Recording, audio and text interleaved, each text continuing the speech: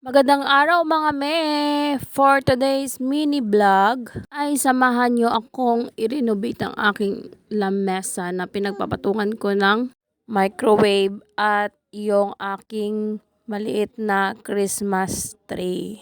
So naisingit ko nga ngayong araw na gawin ito ay dahil kahapon nakabili ako ng mantel na pampalit ko dito. So ito yung aking Christmas tree. So last year ko pa to na Christmas tree at tinago ko lang para magamit ngayong taon.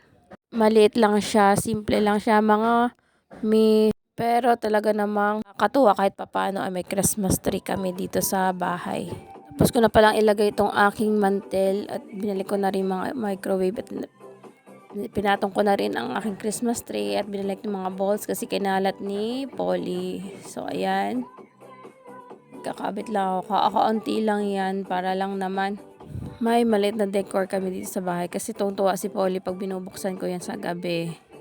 Isa sa mga pangarap ko noon na magkaroon ng Christmas tree sa sariling bahay. Kahit maliit lang. So ito na yon. Kahit pa paano nagkaroon na rin ako ng Christmas tree. Tsaka may mga konting regalo sa ilalim ng Christmas tree para sa mga bata. At kung napapansin nyo ay malaki na ang aking tummy. Ngayon ay 7 months na ang aking tummy. So malapit-lapit na din mabas ang aming bunso. And then super taba ko na din ngayon. Tingin mga pa ako para busog na busog. Regalo para sa mga bata. Para ako